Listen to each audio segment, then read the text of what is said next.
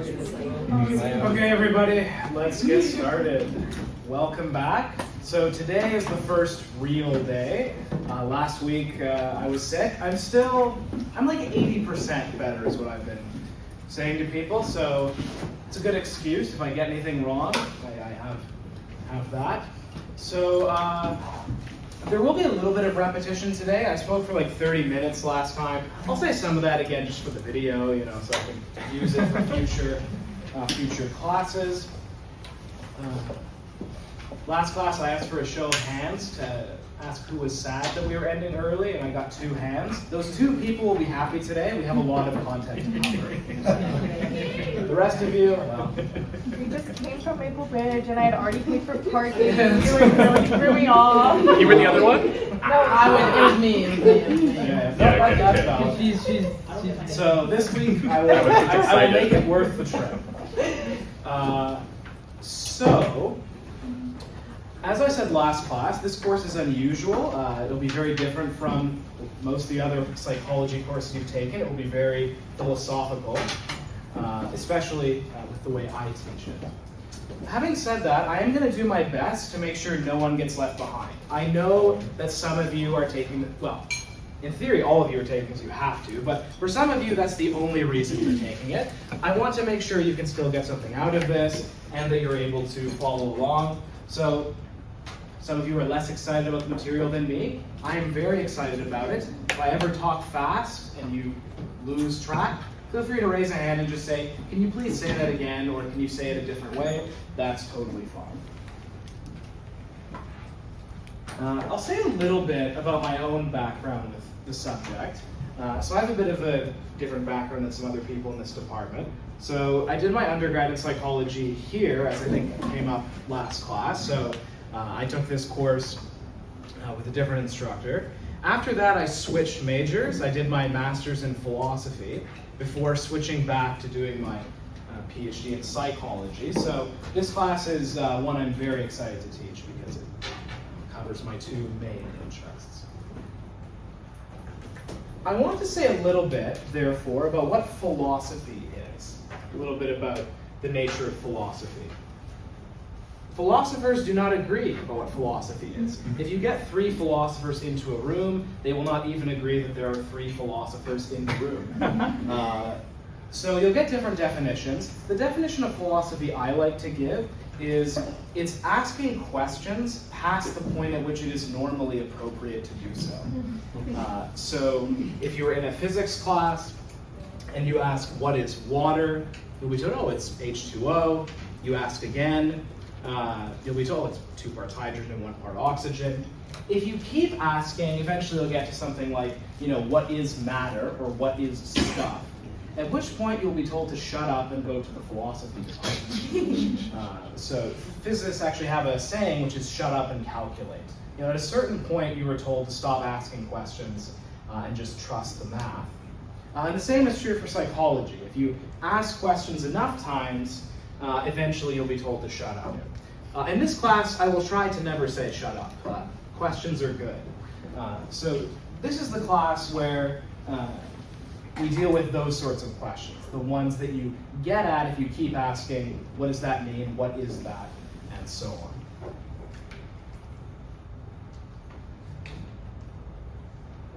So, as I said last class for my 30-minute sick talk, this class breaks down into 2 parts, which relates to the 2 bits of the etymology of the term psychology. So, it comes from psyche and logos. Psyche meaning mind or soul, logos meaning word or discourse or study of. So the standard definition of psychology you get in textbooks is it's the scientific study of the human mind and human behavior. So logos is what relates to the word science.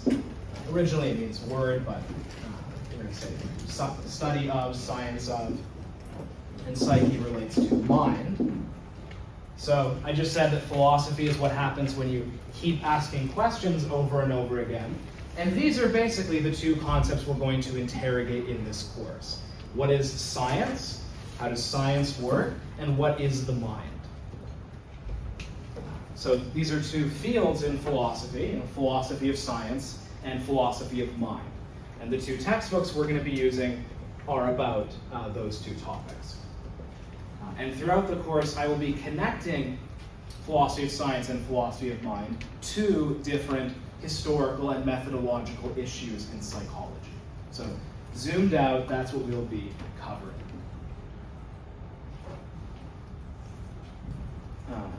So given that it's about asking questions, this means that nothing is taken for granted or nothing is sort of taken as sacrosanct. So there are various philosophies of X, right? So for example, if you're pursuing a religious education, there's a topic like theology or biblical studies. Generally speaking, in a field like that, you take for granted that God exists or that the Bible is inspired. But if you take a philosophy of religion class, a big part of that class will be, does God exist, right? That's not taken for granted. The same is true in topics like philosophy of science and philosophy of mind.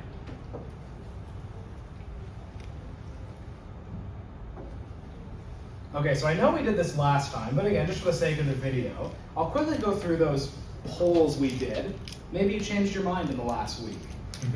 So just to remind us of what the main topics are in this course. The first question I asked was, should science deal only with observable entities, or should we include unobservable entities? Who said, or who wants to say now, science should only deal with what's directly observable?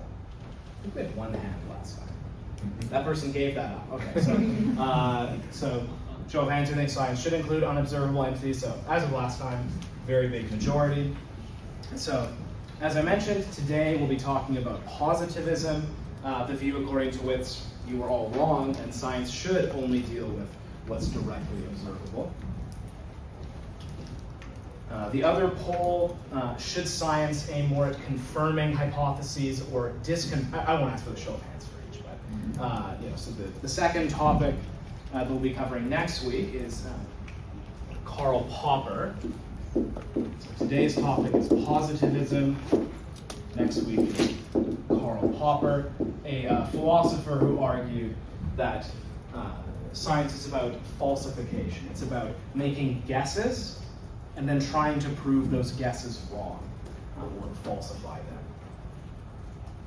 And then if a theory survives the test, you don't say it's proved right or proved more likely, it's just it survived your attempt to prove it wrong before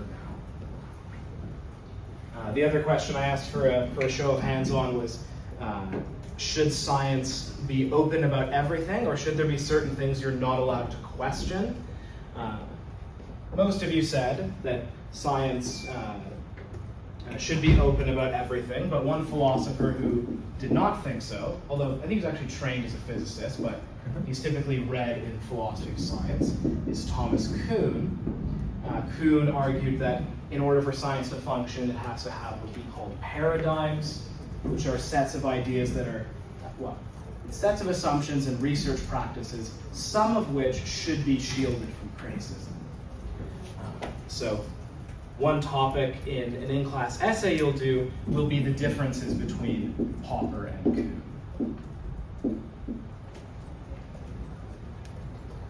The other question, big question in philosophy of science, is whether the goal of science is to discover the truth.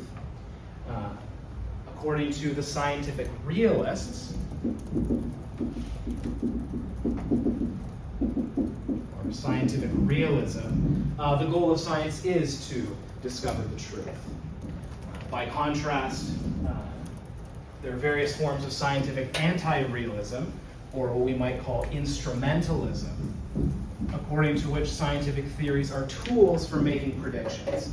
They are not supposed to get at the truth. We'll just remain agnostic about that. What matters is, do they give us the right predictions about what we observe? And if they do, we say no more. We don't say that they get at the truth. So after that, the second half of the course is about philosophy of mind.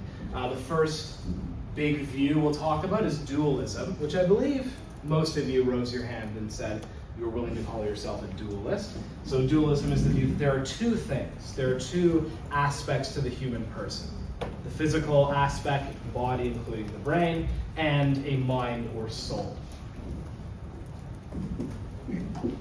The next view is behaviorism, according to which, well, there's two types of behaviorism. There's psychological behaviorism, which is a research program in which you don't study or theorize about the mind.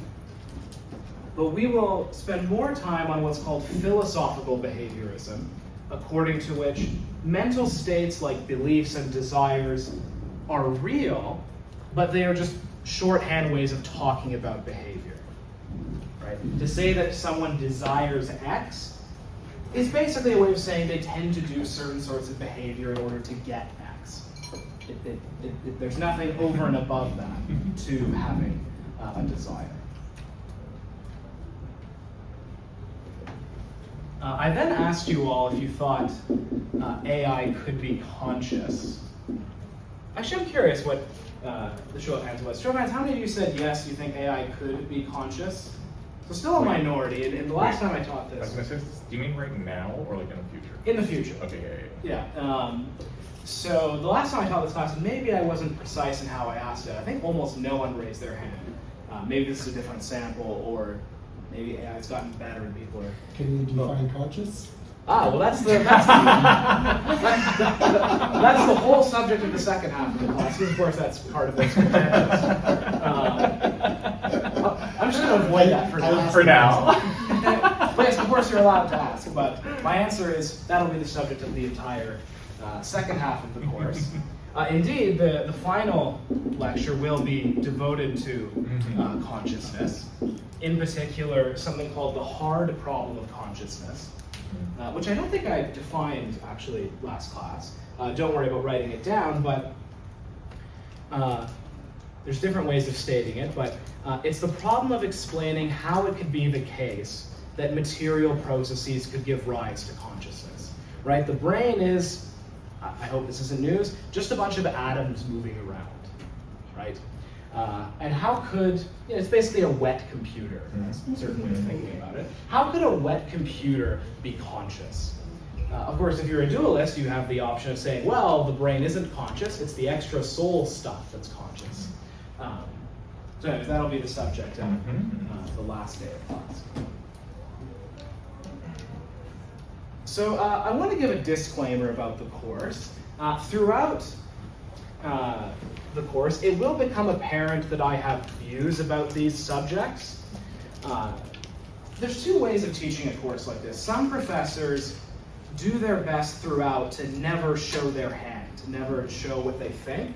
There's something admirable about that, but personally, I found it kind of fun when the prof would kind of show it, give his own opinion. So I will at various points, show my cards, but I want to be clear, the people in this course that we are talking about are not idiots, right? The views we're going to be talking about are defensible. Many of, even if I have a certain view, I often used to have the other view. So you shouldn't be intimidated by the fact that I have views. I'm not a dogmatic person. And if you want to voice criticism of any view we talk about, that is not only welcome, but encouraged. And same in the paper. Don't think, David thinks this, I shouldn't write the opposite in the paper. Absolutely not. As I said, nothing is taken for granted, so feel free to voice different opinions or questions. Relatedly, I don't mind going down tangents. I may have to draw the line, somewhere, but that could make the course more interesting. The only time I would stop discussion, although I guess I did just decline to answer the question, what is consciousness? So maybe even something like that big in advance. But I also may stop it if we have to cover something and we're running out of time. But if I ever have to stop discussion, that means I'm very happy. That means we just ran out of time because there was so much of it. So let's say that. Okay, let's go through Blackboard and the syllabus.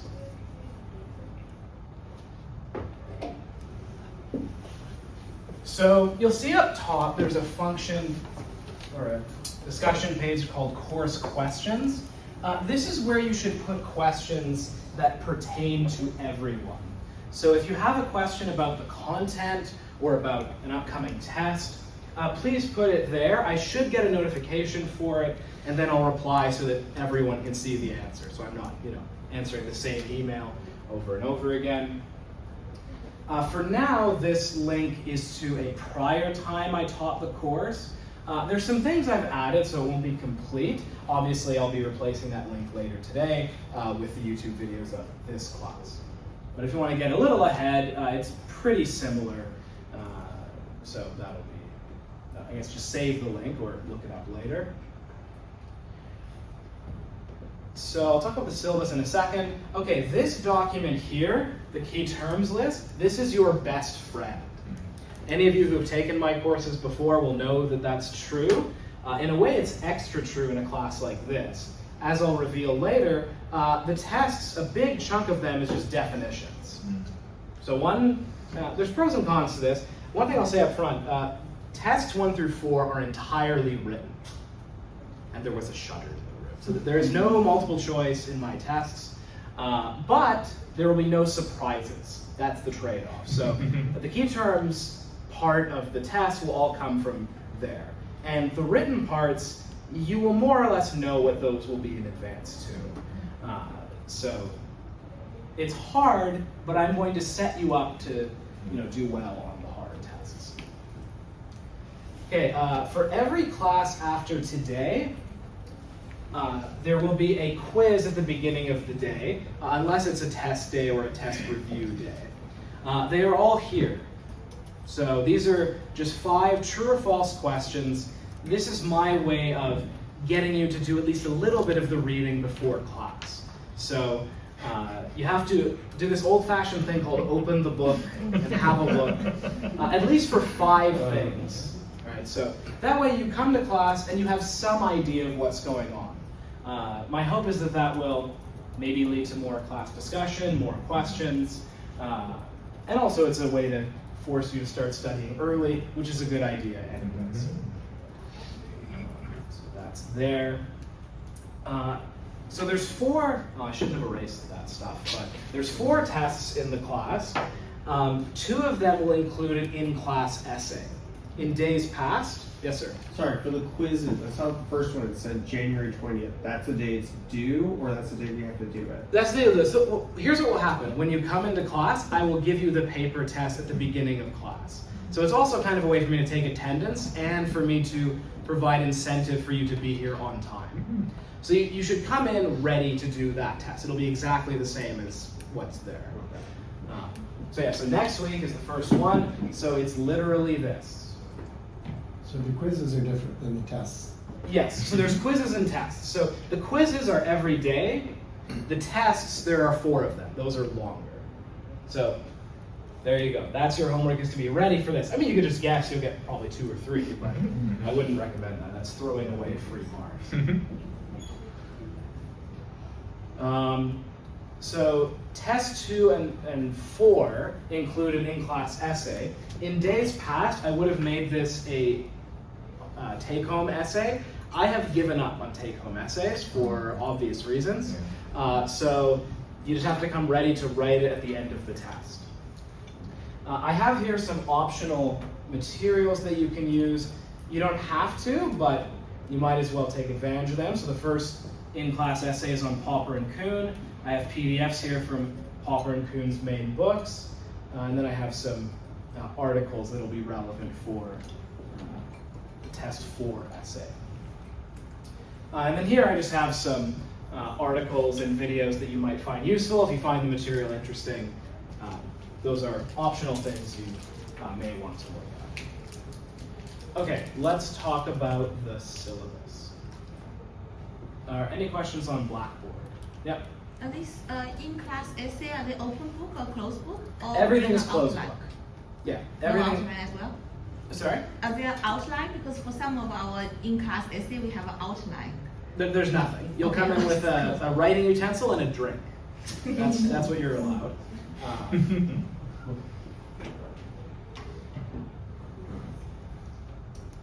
Okay, so For what to call me, I guess most of you probably had a chance to look at this, but some profs are very strict about what they must be called. I never much saw the point of that. As I always say in my classes, one day I will die and no one will remember me. So what I'm called doesn't matter. Show of hands, how many of you know the names of your great-great-grandparents? You see? I could guess it. So yeah, maybe one, maybe. So that's how long it takes to be completely forgotten. So things like getting up on your high horse, what you're called. Oh, my middle name. So anyways, okay, we can talk about that later. I hope I haven't induced an existential crisis, but see, Lily is my the short great version is you can call me David or Dr. That's my Simpson. middle name. So I have office hours twice a week. I have an office here. All right, settle down. So I have an office here and in Coquitlam. The easiest office hours for you all to come to is the one right before this class, 2:30 to 3:20, right up the hall. I also have office hours on Thursday. If neither of those times work for you, send me an email and we can set up an appointment. Okay, so questions. I have 4 sort of guidelines here. One, please check the syllabus before asking a question. I've tried to answer the obvious questions there. There's a lovely function called Control F, where you can search for, the answer. As I already mentioned, if you have a question about the course content, please use the course questions function. And then, of course, you can use my email if you have a question that's just about you. Please use my email, not Blackboard Messenger. I don't like Blackboard Messenger. And lastly, I strongly encourage in-class questions. I guess I've already said that, but I'll repeat it again. I strongly encourage in-class questions. Okay, 2 textbooks are required. As I mentioned last time, this one is available as a physical copy and an online copy, but at least via the bookstore, this one is only available online, unfortunately. Well, I say unfortunately, I don't like online books. Amazon has it. Amazon has it? I got A hard copy for cheaper than the online book. So I would, now, and then maybe it might get sold out if I do this, but I would recommend getting a physical one if you can. Just, I find it's a better way to go.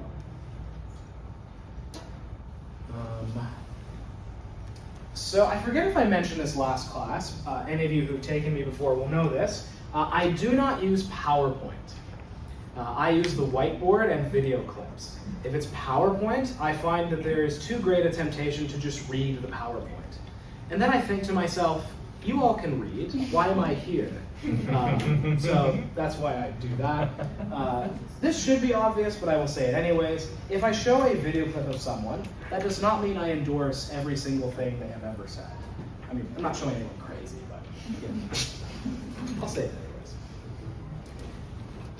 Okay, so I've already basically told you what the schedule is. So each test will come after 2 lectures. So as you can see, week 1 is called The Plague. We missed that one. Did a little readjustment. So there is always a test review day before a test. We of course missed reading week. Tests 3 and 4 still each have a test review day, but those are optional. I managed to get the same room for those days. One of them is on a Friday from 4:30 to 7:20, and then one of them is like the day after class from 3:30 to 6:20. I'll still film those and put them online, so that's the time to come for questions you have left about the material. I probably will leave some actual material for test review days. I may sometimes just skip a section if I feel like it interrupts the flow and leave like a couple things to cover at the end on test review day, but mostly there are times to just come and ask questions. Okay, I have 4 study tips here. I won't go through all of them. A lot of them are things you would have heard in like intro. Probably the most important, especially given how I teach this course, is test yourself, especially on the key terms. What I always tell students to do is to have 2 documents, one with your notes and definitions, etc., and one blank, just with the terms. Take the list with just the terms and test yourself. Like when I was an undergrad, I would go for a walk or go into the garage where no one could hear me and no one would think I was crazy and say them out loud. I would go through the terms and, okay, confirmation bias, that means blah, blah, blah. This is a certain term. Oh, shoot, I don't know that one. And then you make a note of that. If you are at the point where you can do that for all the terms for an upcoming test, most of your work is done. So that would be my number one study tip. In particular, if you can do that before the test review day, then you'll know what to come in with questions about. Okay, so here's the grade breakdown. This is standard for psych courses at Douglas. I have something here that's underlined, so I'm going to say it emphatically. There will be no changes to final grades based on student requests at the end of the semester. Yes. What about at the beginning? So this relates to the caveat that I can tell this is going to be a fun class. So the caveat I was about to give was that you can ask for grade changes based on you thinking you were misgraded on some assignment. What I really mean here is grade requests of the form, I am X% away from my dream grade. Please bump me up so that I can get an A- and so that my mom can love me. Or in one case, one student said, so that I will not be deported, which I found kind of hard to believe. But in any case, so those are the kinds of changes I don't make. My stance on it is I don't think it's fair for you to get a better grade than your neighbor because you are better at writing a sad email. So now you know that up front, so do your best in the course and let the chips fall where they may. But like I said, if you have an email like this, you gave me grade X on assignment whatever, I think I actually deserved more, that's fine. Look, I'm a fallible human being. It's possible I misgraded something. You're welcome to, and look, a lot of this will be written, so there's some room for ambiguity there. So that's totally fine. Just not, I want the boost because I'm close to grade X. You are all probably more in tune with this than my intro students, but I have this link here, a GPA calculator. You have all probably begun to realize that individual classes have less of an effect than you think they do when you're in your first year. In your first year, one bad grade can really tank your GPA. But you need 40 courses for a BA. That's a little exercise. Enter 40 grades into this link and change one from an A- to, oh no, a B+, and see what happens. Nothing will happen, right? So when there's that many grades, things like that wash out. Okay, so this is the grade breakdown. So it's really simple. There's the daily true-false quizzes. Those are 10% total, and then 4 tests. So that's everything you're marked on. So nice and straightforward. So the true-false quizzes will be every day except for today and test review days, and obviously days where there's a real test. Now, if you know that you're going to miss a day, or you know what, I don't care. If you're sick of hearing me talk, it doesn't matter. Anytime you want to miss a class and still get credit for the quiz, write me a summary of the chapters for that day that's 300 words long before class begins, and you can get credit for the daily true-false test. So you don't have to give me an explanation. You can do that if you have to or want to miss a class for any reason. So as I've said, part of the point of this is to be an attendance check, kind of get you to be here on time, although there is a way out, as I've said. Okay, so test 1 and test 3 have the following format. They have 15 definition questions, and that'll add up to 10%, and then 2 short answer questions, which add up to 5%. The short answer questions you will know in advance at least what the topic will be, so you should come in ready for those. Tests 2 and 4 have the same stuff, so 15 definition and 2 written. but they also have an in-class essay. So that's why tests 2 and 4 are worth more. They have an in-class essay, both of which are available on Blackboard already. And basically they're each going to be about a debate or about a conflict between two philosophers. As I said earlier, the first one in test 2 will be about Popper versus Kuhn on how science works and how science should work. And for test 4, it'll be about Chalmers and Dennett on consciousness.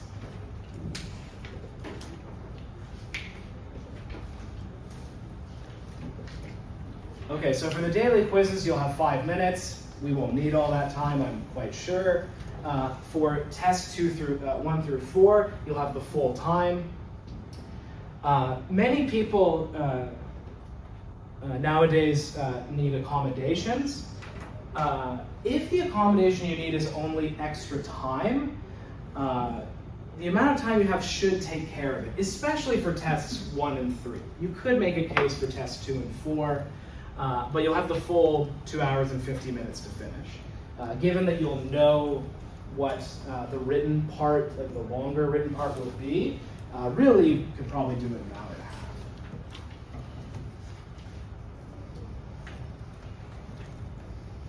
Okay, for artificial intelligence, well, that's kind of taken care of because the writing's in person. Yeah. How long are they supposed to be, the essays? So the essays here, I'll show you what they'll look like. What, I need to prepare myself. So Googling. they're both of the same rough format, so here. So they each have 5 sections. And the way they'll work is this. There will be explain this person's philosophy, like, related to these topics. And then a section on how does this person's views relate to psychology? What would they say about how, and there's where you have a lot of leeway. So for section 1 here, explain Karl Popper's philosophy, it's pretty, you just have to summarize what he thinks. Section 2 is where you have a lot of leeway, like there's lots of different things you could bring to bear. I would recommend doing at least some extra research for this section. So here, some connection between Popper's philosophical positions and psychology. So you could say psychology is, or you could say psychology is not done how Popper would want. You could make a normative case that psychology should or should not be as Popper prescribes. So this is where you have to bring some creativity to bear. Then sections 3 and 4 will be the same thing, just for Thomas Kuhn. Summarize Kuhn's positions, draw some connection to psychology. Again, you have different options there. And then as a concluding section, you have to make some kind of concluding argument. And here again, you have options. You could say which one you think is better. You could try to integrate them in some way, and I'll actually gesture at some ways you could do that when we talk about Kuhn. So as far as how long they have to be, each section is out of 3. So there should be roughly 3 sort of points made. Now, there's a way you could make 2 really good points or whatever, but that's a very rough guideline. So it's a very structured essay. And look, each one you only have a page, so I mean, you don't have to go crazy. And frankly, half to 2/3 a page, you probably could get away with the key points. Yeah, that's what I was about to ask. Is the page we're given kind of a limitation on how much we should write? More of a limitation, like, yeah. So I would say, like, if you give me half to 2/3, and it's good, there's half to 2/3 is probably enough. At the same time, there's an argument that, well, use the time you have, right? You might as well. But yes, you could get, let me put it this way, you could get full marks with half to 2/3 for each probably. Yeah. I have 2 questions. One about format. For the long answer for the essay, we're making arguments. Do you want, or for the whole thing, sorry, do you want a certain type of formatting for that? So like any APA citations that we should No, absolutely. One of the benefits of doing this is I no longer have to mark APA style. So, Good. so now the only times I teach APA now are for intro and for research methods because you basically have to as part of the curriculum. So you can all breathe a deep sigh of relief. There's no APA style in this course. And then my Show of hands who's sad.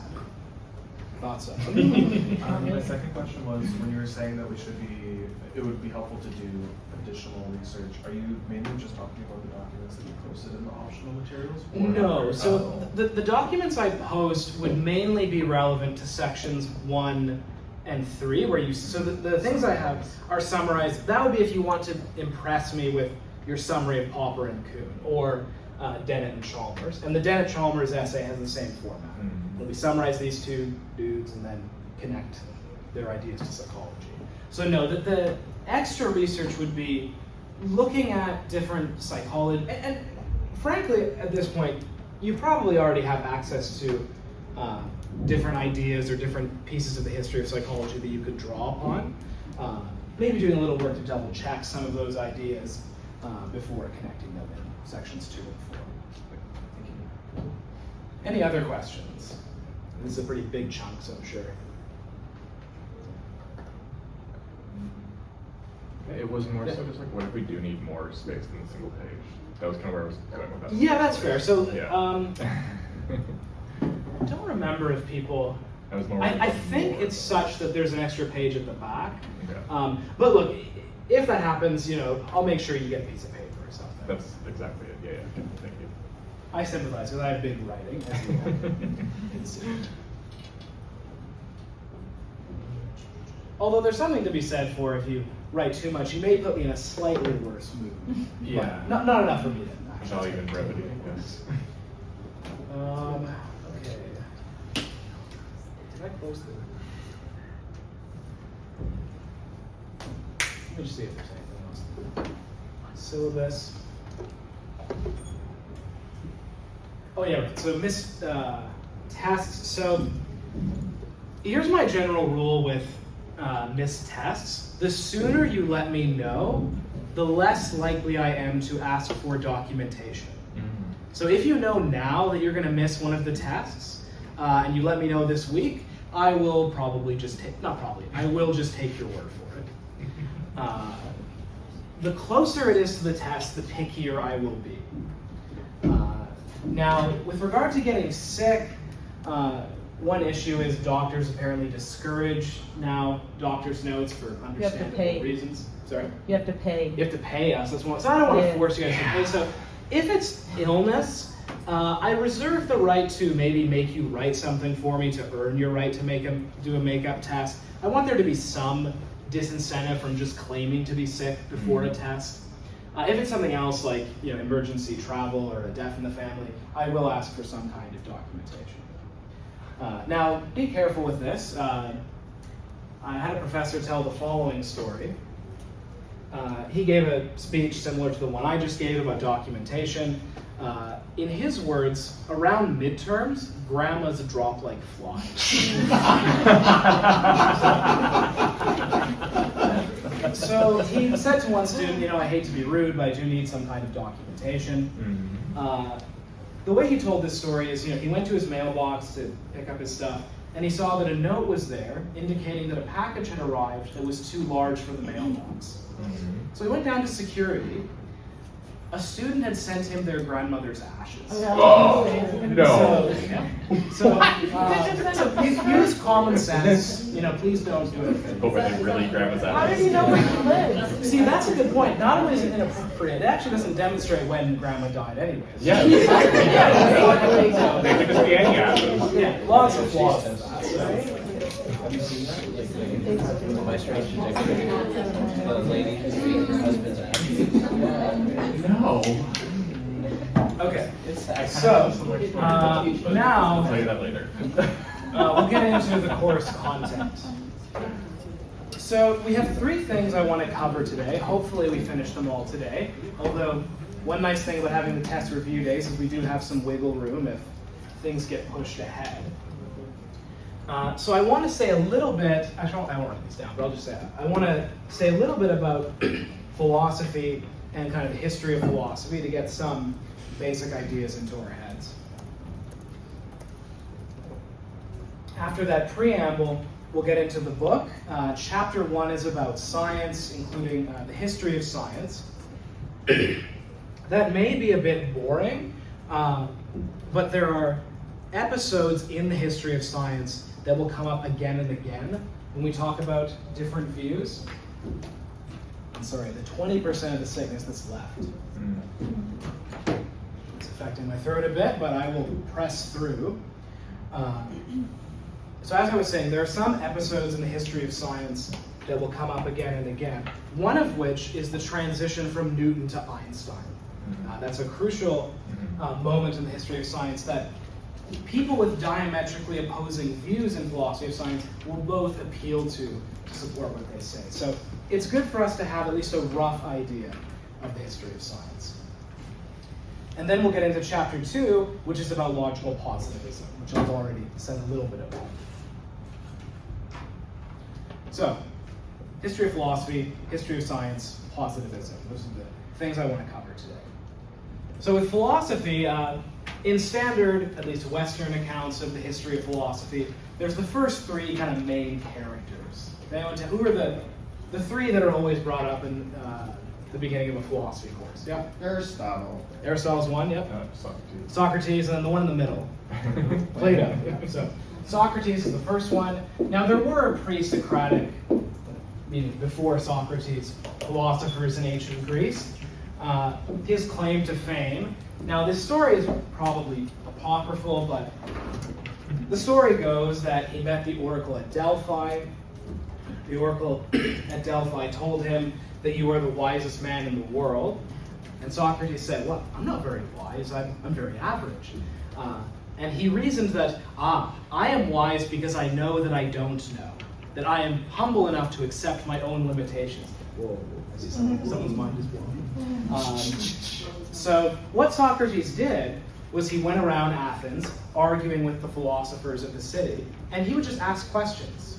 How do you know that? What do you mean by that? And he was able to show that they didn't know what they claimed to know, and so they killed him. Well, they forced him to commit suicide, but technicality. So Socrates, his main virtue was kind of open-mindedness and questioning.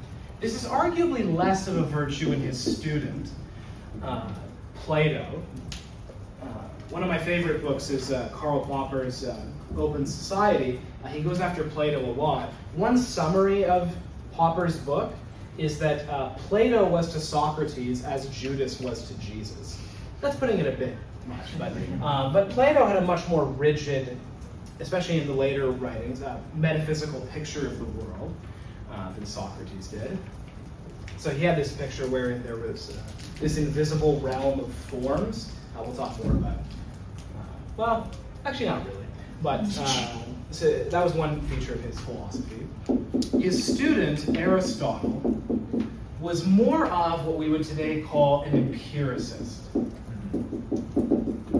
whereas Plato was more of what we call a rationalist. It's not terms that were around at the time, but it's a helpful way of thinking about them. Can anyone tell me what the term empiricist means? This is a term that will come up again and again throughout the course. Yeah. That knowledge is derived from experience? Exactly. So knowledge comes from experience, or we could say observation. You can't just sit down and think about stuff. You have to go and look. You have to go and test ideas. This is, of course, an idea that's central to the scientific method.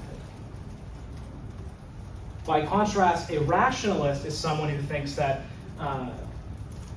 there are some things that we can know purely through rational thought, just by thinking about things. And for Plato, indeed, that was the most reliable way to come at knowledge of the truth. So many of you may have seen this famous painting of Aristotle and Plato. So how many of you have seen this image? It's pretty famous. So this gentleman is Plato. This is his student Aristotle.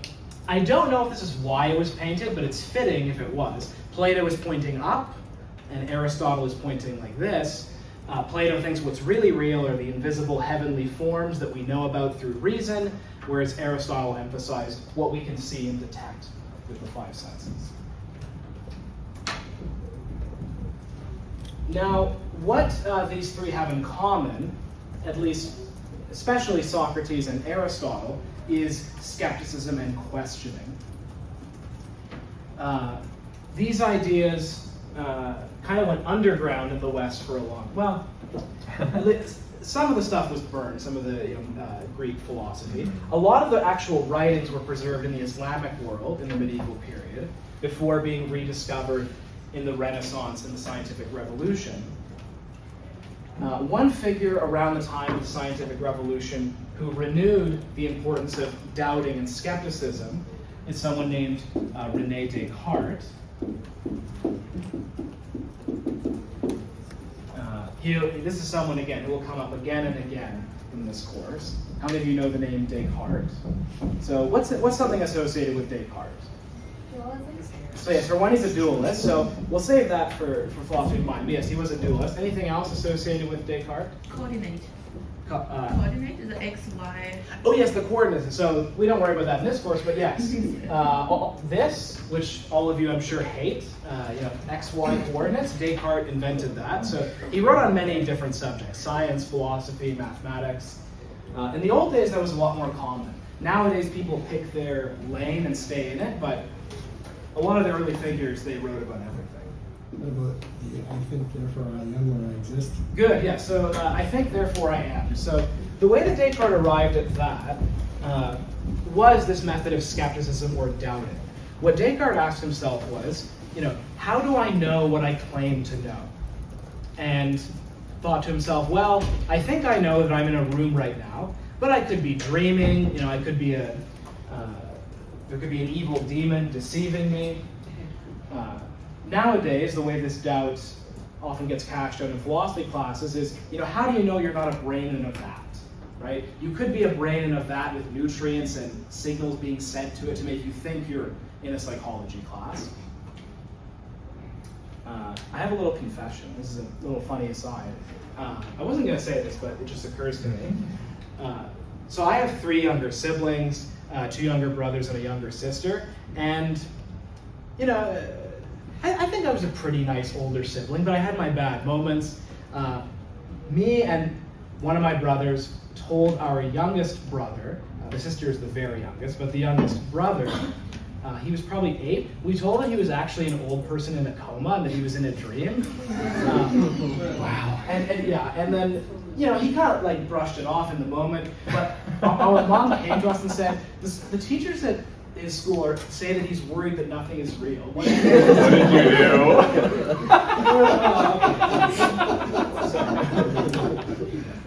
do? Just maybe a few years ago, we actually went to him to apologize for this. He didn't remember it, but he was like, what? You guys. So, anyways, Descartes kind of reasoned himself into these kinds of doubts. Now, I'll actually show, as I say, I like to show video clips. How many of you have seen the film The Matrix? Okay, mostly. See, another time I thought almost no one had seen it. So it's almost obligatory if there's a philosophy class, The Matrix has to be mentioned. If you haven't seen it, I'll show the pertinent scene. So the main character, Neo, is in his regular life, but then he's confronted with someone who shows him a way out. It turns out every human is in a kind of vat that feeds you signals to make you believe you're in the real world, but in fact you are batteries for AI. So this is the scene where another character explains to Neo what's going on. Okay, so now, whenever you first watch the movie, there's that sense of, well, I guess you could never know that wasn't true. None of us, of course, believes that it's true. That's the kind of thing that would have worried someone like Descartes. What he eventually got down to, because he kept asking, well, what can I know for sure? And as this person correctly says, famously he said, what I can at least know for sure is I think, therefore I am. Cognito ergo sum.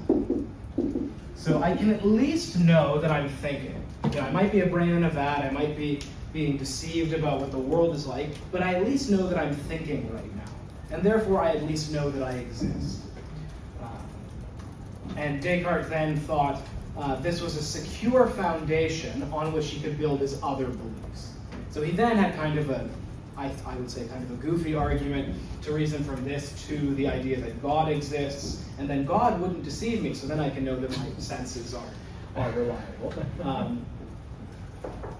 So, now anyway, Descartes is still, like Plato, a rationalist. He thought that the way to figure out what's true is through rational thought.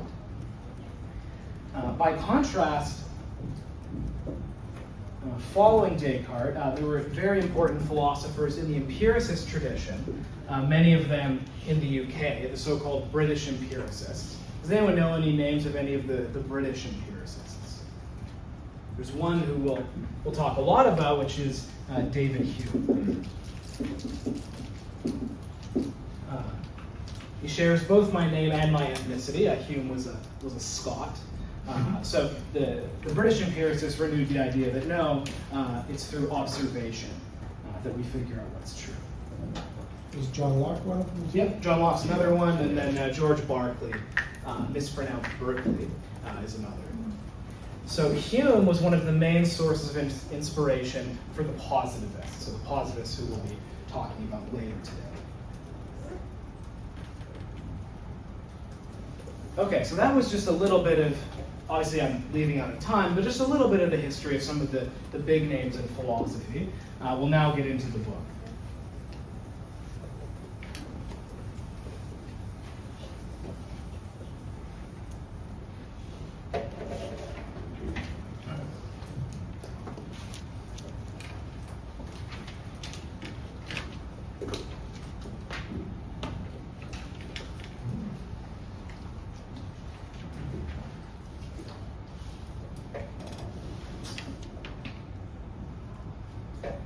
Okay, so I've already talked about the distinction between rationalism and empiricism.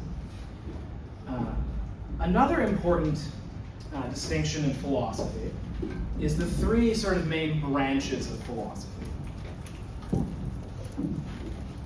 There's different ways of ordering them, but one, this relates to the rationalism-empiricism debate, is epistemology. Epistemology is how do we know what we think we know, or the study of knowledge. There's metaphysics, so what's real, the study of so a question like, does God exist, do we have souls? These would be questions that fall in the purview of what philosophers call metaphysics. That will cover more in the philosophy of mind half of the course, although it comes up a bit when we talk about scientific realism. That's a topic in metaphysics.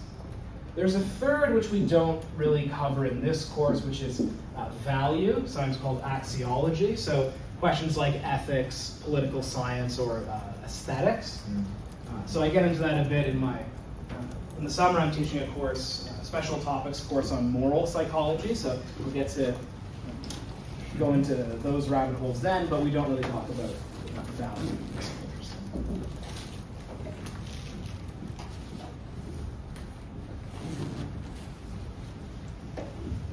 Okay, so this book is about philosophy of science. It's crucial to understand that the theories and ideas put forward by philosophers of science are not scientific theories. Philosophers of science are not in the business of putting forward scientific theories.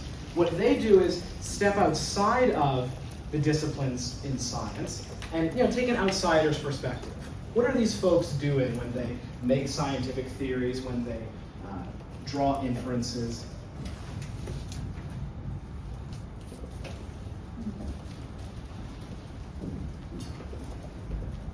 There are two types of theories they put forward, but again, they're not scientific theories.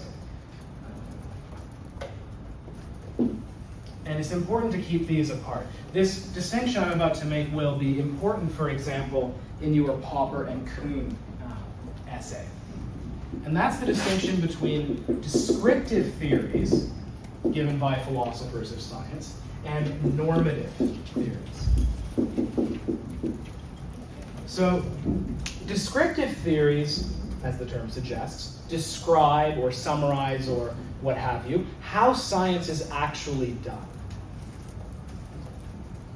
So when a philosopher of science puts forward a theory in that sense, they're not commenting on whether it's good or bad, they're just saying, this is in fact how science is done. By contrast, a normative theory is about how science should work, or how science should be done. Now, obviously there will be some overlap. I mean, as I hope all of you accept, science has been very successful, at least in many areas. And so presumably, at least some of the time, scientists are doing things, quote, the right way. But conceptually, it's important to keep these two separate. I mentioned earlier Thomas Kuhn's idea of paradigms. This is one contentious issue related to, so again, just to repeat, the idea that scientific disciplines have sets of assumptions and guiding norms that they don't question. One of the key issues between Popper and Kuhn is that a descriptive claim or a normative claim? Popper concedes that descriptively, Kuhn is often right. It's often the case that scientists are rigid in their acceptance of paradigms. What Popper says is, but that's bad. We shouldn't do that. To the extent that that's true, we should do differently. And we'll get into arguments related to that later, but that's just an example of how these two things could potentially come apart.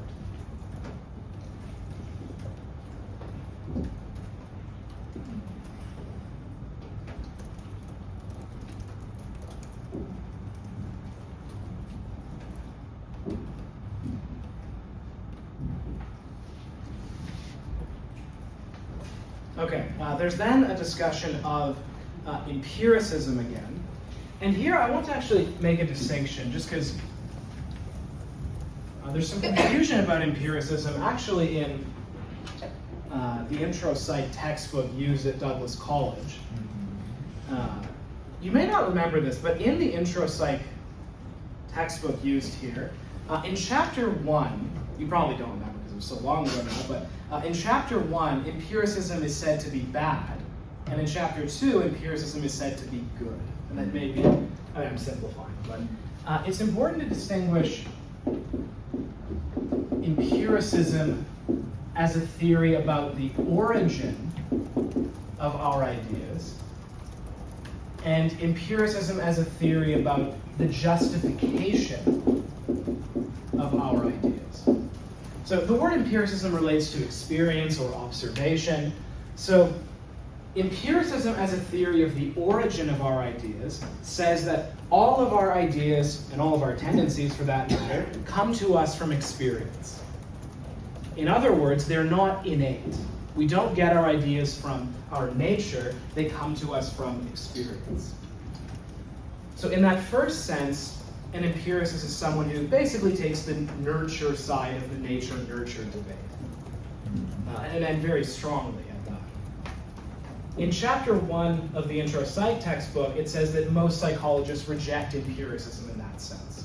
Not to say the environment explains, not obviously the environment explains a lot, but that genes have something to do with human psychology and behavior. So that's the, I shouldn't say bad, I mean it's still, some people still hold it, but it's the sense of empiricism that most psychologists reject. The second sense of the term empiricism is not about where our ideas come from, but how we know they are correct. How we know that our ideas are true. So that's what justification is, right? If you justify an idea, you provide a reason for thinking it's true. Empiricism in that second sense is the only way we can know whether our ideas are right or wrong is through observation or experience. And it's that second sense that I have in mind in this course. So that may clear up some confusion.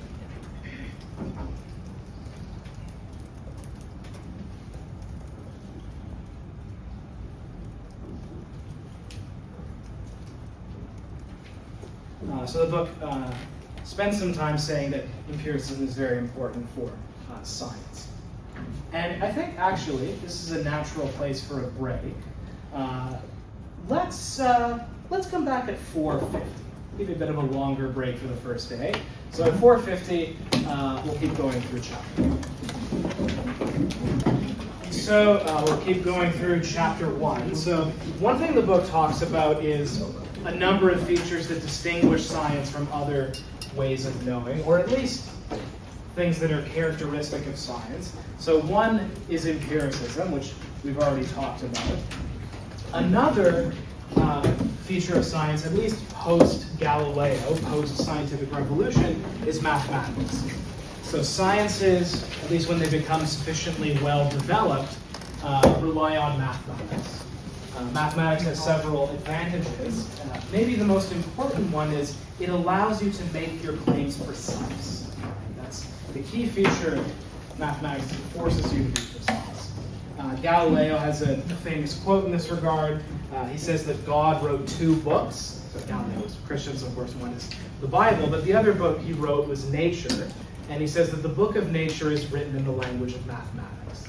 So that's another distinguishing feature of science. Now, I will just say as an aside, this of course is increasingly controversial in psychology. To what extent should we use mathematics to cash out our theories?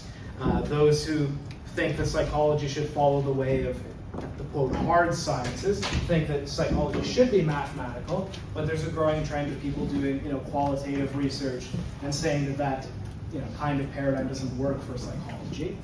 I won't pursue that rabbit hole, but it is a debate that's ongoing. In fairness, I guess, to one side of the debate, there are examples in the history of science where important theories, at least initially, weren't made in terms of mathematics. One the book discusses is Darwin's theory of evolution. So if you read The Origin of Species, there are no equations. So Darwinian evolution originally was not put forward in terms of mathematics, although eventually it was. As it became a more developed science, there was evolutionary game theory and other ways of making it mathematically precise, but it is sometimes the case that a theory starts off not able to be mathematized. Another feature of science that the book talks about is the social structure. So science is a human institution. If you want to be a scientist, you typically have to go to school and get a PhD, and then get hired by either a research company or by a university in order to do science. And different philosophers will emphasize this to different extents. So the positivists, and for that matter Karl Popper, don't really pay much attention to the nitty-gritty of how science in fact functions as a social institution. They tend to think of it in more idealized terms.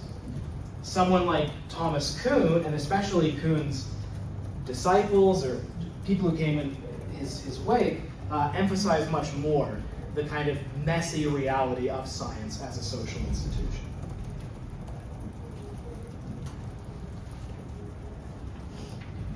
So as I say, chapter 1 includes a discussion of the history of science, and I'm not going to be super picky on any of the tests about details here, like what year, anything like that, but it's good to have a kind of rough picture of how it went down, because some of these examples will come up, as I say, again and again. So here's a super zoomed out account of the history. And look, any zoomed out account is going to be misleading and incomplete, but this is a very standard way of thinking about the history of science that you'll get in various treatments. Prior to the ancient Greeks, there was ignorance. We basically didn't know anything. Again, I'm simplifying. But when we think about it, it's worth thinking about how little we used to know before the science. We didn't know what a germ or an atom was, anything like that. The earliest, or at least in the standard account, inkling of something like the scientific method is in ancient Greece. You do get people trying to do systematic observation and producing theories to explain those observations, and crucially, a rebellion against tradition. Prior to that, people often just trusted what traditional authorities or traditional sources of knowledge told them, but in Greece there was the development of a critical tradition. And then, again, in the standard history, it's thought we kind of went backwards in the Middle Ages in some ways. A lot of that stuff got burned. Although at the same time, there was a kind of another current in the Islamic world where a lot of those ideas were preserved. There were some early formulations of the scientific method in the Islamic world as well. Following the Middle Ages, which are sometimes called the Dark Ages, at least in Europe, there were a number of developments that happened in quick succession. So there was at first the Renaissance, where a lot of the ancient Greek work was rediscovered, which I'm too sick to remember how that's spelled, and then the scientific revolution, where again there was a return to that idea of not taking things on trust, not sort of just assuming that the traditional sources of knowledge are correct, testing the ideas.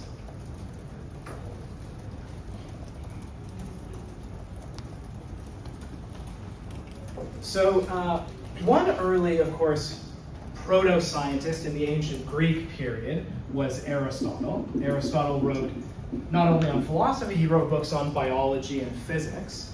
And even though his work was rediscovered in some ways during the Renaissance and scientific revolution, although, to be fair, the Middle Ages people still had their place for Aristotle. But it was important, the Renaissance and science, particularly the scientific revolution, was in some ways a rebellion against some of Aristotle's ideas. An important idea for Aristotle is teleology. The idea that things in the world have purposes or goals built into them. So when Aristotle explained why things fell down, he would say, well, they're returning to their natural place.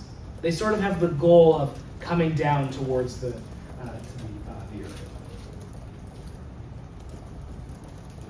Relatedly, he thought that, and this is certainly true in the early scientific revolution, people thought that everything had to be perfectly circular. Orbits had to be perfectly circular, because that's sort of the way it was designed, that's the way it's supposed to be.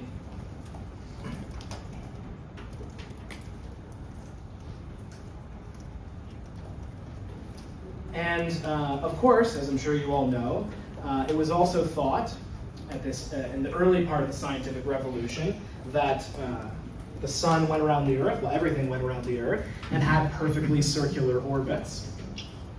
Although I will say, people often say, oh, well, everyone thought the Earth was flat then. We actually figured out the Earth was round during the ancient Greeks. So lay people may have thought that, but the experts knew for a very, very long time that the Earth was round. The mistake they had was thinking that the Earth was in the center. I'll actually erase. So this is good to keep in the back of your head, but I'll erase this.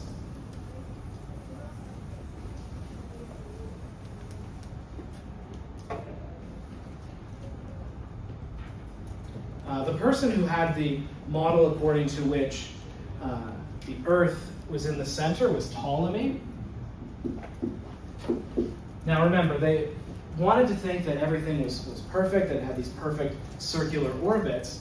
So the problem was when you assume the Earth is the center, and then you do observations, the predictions don't come as you would expect, right? Because as I'm sure you all know, the Earth is not in the center. So what they had to do was add epicycles. So if, in the model, the Earth is in the center and something has a perfectly circular orbit in the model, well then when you look up in the sky, it's not where it's supposed to be. So what you say is it has extra circular orbits that it's spinning around. It still doesn't work. By the end, they had something like 7 epicycles for some of the heavenly bodies. So that's pretty goofy. This is a case of what Popper would call, ad hoc ideas to protect your idea from falsification. If you're a sort of simple Popperian, you would say, if the prediction doesn't come true, you should throw out the theory. But what they did was made up these ideas to protect the theory from falsification. I will say, if you accuse someone of postulating epicycles, that's like a sick burn. You laugh, but I had a professor who was working in psychology of emotion, and he was defending a kind of older view that was decreasing in popularity. And in an email, and in academic debates, they become very intense because so little is at stake. And a professor in the debate said, "You're just postulating epicycles to save this old theory," which it's a very sick burn. So the person who first pointed out that you could save yourself a lot of heartache or headache, whatever, and not have to do all this epicycle nonsense, was Copernicus. So Copernicus was the first person to put forward a model in which the sun was in the center of the solar system and the heavenly bodies went around it.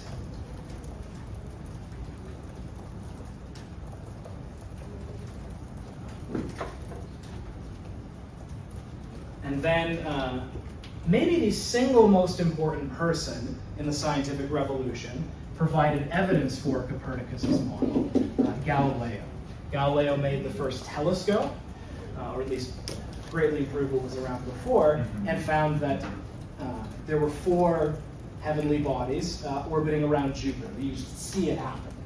So that proved that at least some things don't orbit around the Earth. And so he became a defender of Copernicus's theory. Now, this connects to some debates we'll see later. I've already used the term scientific realism. What got Galileo in trouble was saying that the theory was true.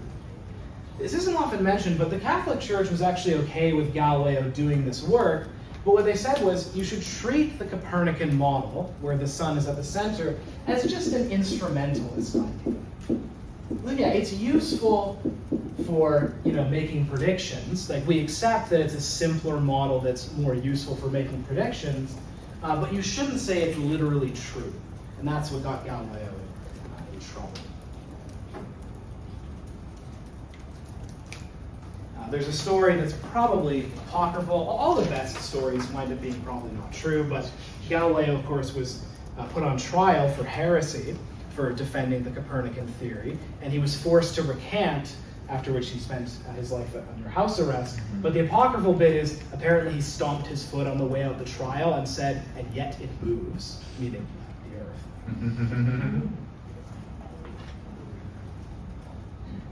So if you had to give credit to one person for being, as I say, the most important person in the scientific revolution, it's probably Galileo. And there are a number of, I think, lessons about how science works that we can glean from him. I'll show a crash course video about him, and probably most of you have heard this story before, but worth refreshing ourselves on Galileo. So, like I say, good story to review, and there are a number of, I think, lessons that come from Galileo about how science works. So one that has come up again and again in this chapter is the reliance on observation, right? Follow empiricism. Another thing that Galileo, of course, emphasized was mathematics. I quoted him earlier as saying, the book of nature is written in mathematics. And really, prior to Galileo, mathematics was mostly a separate thing. The idea that you would bring it to bear on empirical knowledge was something that was largely brought in by Galileo. And lastly, and this is partly why I showed the video, core to science is open-ended criticism, right? Not trusting traditional sources of knowledge. So you don't have to worry about all the names in that video. I guess one name that I believe is listed in the key terms is Kepler. So Kepler showed that you could better explain the orbits by assuming that they are not perfectly circular, but actually elliptical. And then following him, another very important figure, Isaac Newton. And as I say, this the transition between Newton and Einstein is something that's very important to know. So Newton posited his laws of gravitation that explained why the orbits took the patterns they did. I realize I skipped a term that's important. Let's come back to Newton in a second. So, sorry, Newton. A very important idea around this time was the idea of mechanism. So people at the time were sometimes called mechanical followers of the mechanical philosophy. This is an important way in which they reject teleology. So teleology is the idea that there are purposes or goals built into things. So things fall to the ground because they're going to their natural place, like Aristotle said. But if you have a mechanistic view of the world, you think there are no such things, there aren't purposes, there's no teleology. The world is basically a giant clock, right? Just things, physical things behaving in a predictable way. This would be unfair to Aristotle, but you could think of as maybe an extreme example of teleological thinking. The idea that everything happens for a reason, that old idea. It's very comforting to think that. If you have a mechanistic view of the world, you think that's false, right? Why do things happen? Because of the laws of physics. Because, it's just physical things, obeying physical laws, behaving in a predictable way. Okay, back to Newton. So Newton posits the laws of gravity that explain, for example, why things move in ellipses. And also, crucially, it unified the study of gravity, on the Earth, like why when you drop things they fall in a certain way, and why orbits happen the way they do. Before, it was thought those were entirely separate phenomena, but Newton showed that you could use the same laws to explain both. As an aside, he also invented calculus in his mid-20s over the course of a few months, which makes me feel like a profound failure.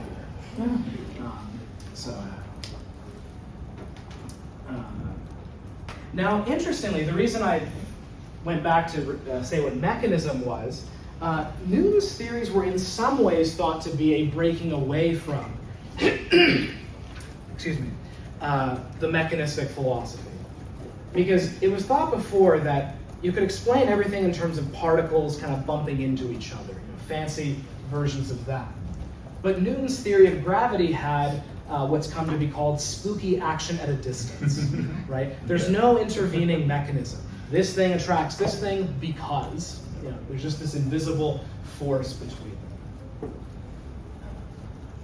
And then there's a question of, is that a point against the theory? Like, is a theory better for having a mechanistic explanation? Or is all that matters just that the theory fits the data? Because what Newton would say is, yeah, it's kind of spooky, but the laws explain the data, so we'll go with this, even if it seems odd that there's spooky action at a distance.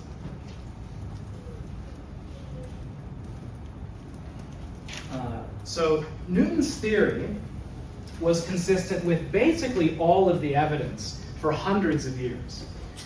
It was, up until the 1900s, by far the most successful scientific theory ever developed. Until old Albert came along. So I said almost all of the evidence. There were a few things the theory had trouble with. One was the orbit of Mercury, which seemed to violate the predictions you get from Newtonian gravity. What Einstein developed was a theory, and again, obviously we're not going to learn the mathematics in a course like this, frankly, because I don't know most of the mathematics, of course. But Einstein's theory explains all of the cases where Newton's theory is right.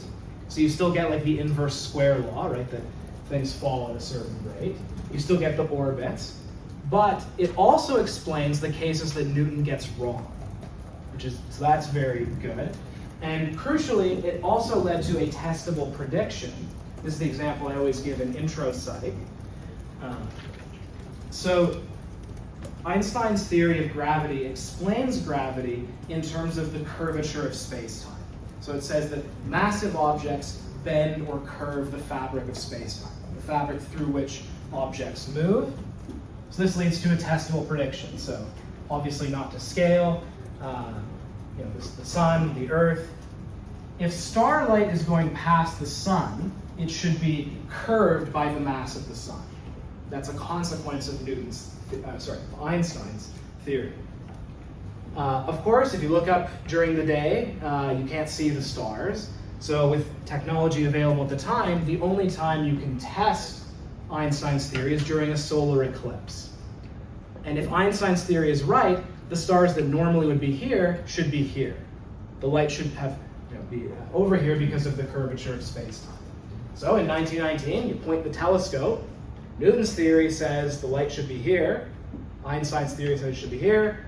As you all can guess, the light was here. So Newton's theory was ruled out in the standard telescope. It was this very example that led Karl Popper, who we'll talk a lot about next week, to develop this idea of falsifiability. The idea that theories should lead to testable predictions. And testable predictions that are such that if they come out wrong, we say the theory's been falsified. You don't try to cope your way out of it and say, no, the theory's still right. You accept the falsification. Now, Kuhn will appeal to this example for different reasons, but good to be familiar with the example. So Einstein's theory today is one of the two most fundamental theories in physics. Can anyone tell me what the other big one is? There's, in fundamental physics, there's two theories that are thought to be the most well established. So Einstein's relativity is one. The other is quantum mechanics. So quantum mechanics is our best theory, or quantum theory. Best theory of things at the very small, so the behavior of electrons, neutrons, things like that. Whereas Einstein's theory is our best theory of how gravity works and other stuff. I'll actually use quantum mechanics as an example in the next chapter.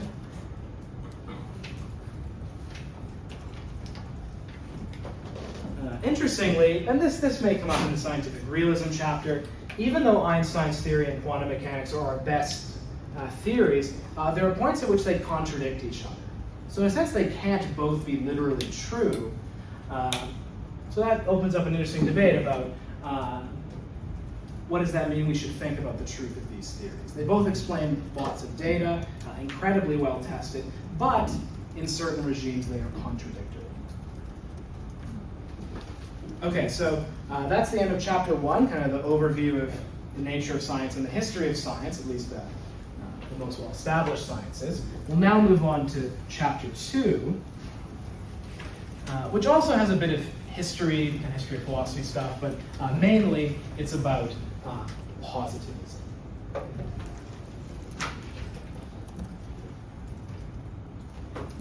I'll note up front, the book makes some effort, and some other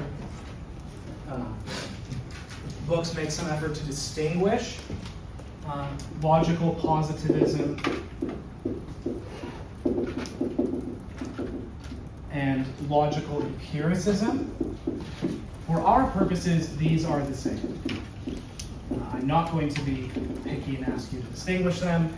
Basically, we're talking about the same view.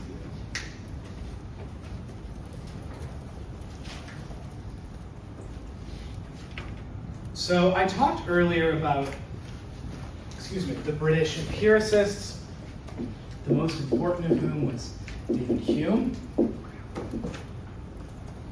So again, Hume is an empiricist who therefore thinks that the only way to get reliable knowledge of the world is through observation or experience. Now, there's an important exception to that, although there's a way in which you could say it's not really an exception. And to build up to the exception, I'm going to talk about Hume's fork. So Hume thought there were only two kinds of ideas that we were justified in believing. And we'll see other terms for basically the same distinction. But so So it'll come up again actually in this chapter under a different name. But those two are relations of ideas and matters of fact. So relations of ideas, this is the one kind of exception that Hume has in his philosophy for an idea that you're justified in believing but is not based on observation. Relations of ideas are ideas that are true just by definition. So they're true just in virtue of what our words mean, or what our ideas are. So included in this would be things like 2 + 2 = 4. So Hume would say, you can't do an experiment to figure out whether that's true. It's just, look, if you understand what 2 means, what plus means, and so on, this is just true by definition, right? So all truths in mathematics for someone like Hume are relations of ideas. Another one is something like this. All bachelors are unmarried. It's a classic intro philosophy example. No one went into the world to measure and observe and figure out that this is true. Bachelor just means unmarried male, right? So by definition, all bachelors are unmarried. So truths of mathematics and truths of just what words mean are not things you figure out through observation. They're just true by definition.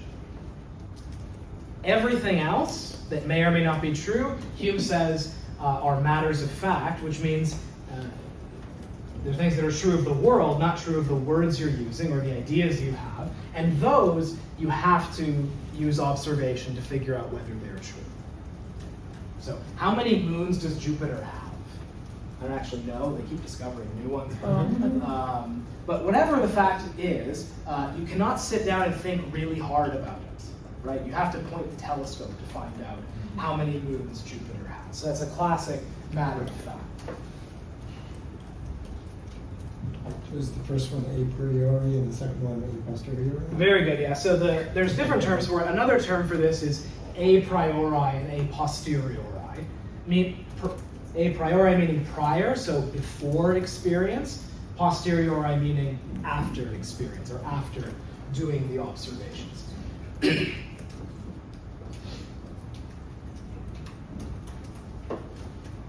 So Hume's controversial claim is that apart from these two, there's nothing you can know.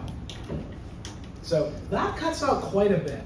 So he has a famous line at the end of one of his books where he basically says, take any book about any topic that claims to be true. So not fiction, but a book that claims to be true. Is it based on one of these two things? No? Then put it into the fire. So Hume was a very clear writer, unlike some other people in his era.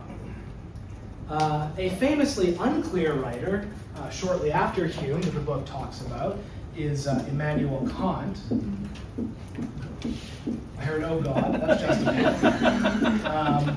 Apparently it's even hard to read in the original German, so the English translations, it's very hard.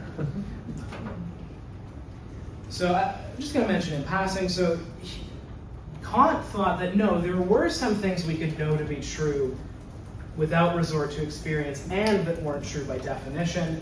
So that makes metaphysicians happy. There are things that you can know through intuition or reason. We're not going to get into detail with Kant, but the reason I bring Hume up, and the reason he's in this chapter, is the positivists drew a lot of inspiration from Hume. That passage where he talks about putting books in the fire, that makes the positivists very happy.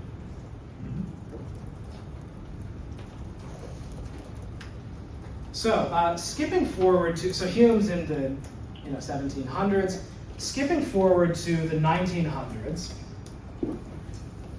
there was an important group called the Vienna Circle. So the Vienna Circle in Vienna, obviously, so these were a group of philosophers and logicians who met in Austria. And they were very unhappy about the state of philosophy. So many people building on Kant now some would argue building on a misreading of Kant, but that's not for this class, had developed very rich metaphysical pictures of the world that, I'll write down Vienna Circle. I'm not going to ask you to memorize the names of the people in the Vienna Circle, but they thought that these metaphysicians were giving philosophy a bad name. So this would include chief among them Hegel. How many of you have heard of Hegel?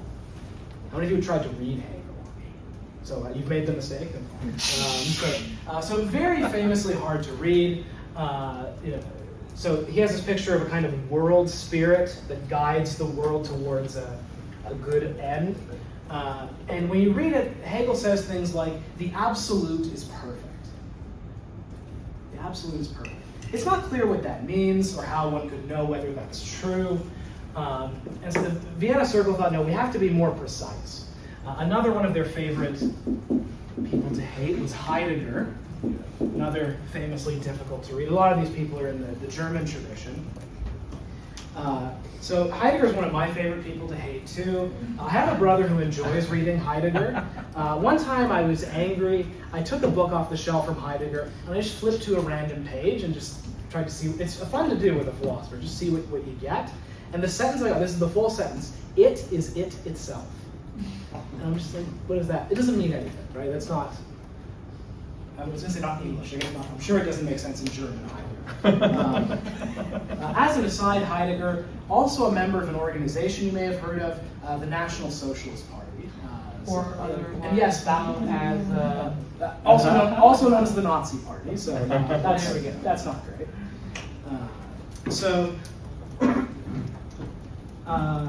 So the positivists wanted us to be more precise. They wanted to get rid of this sort of mumbo jumbo in philosophy.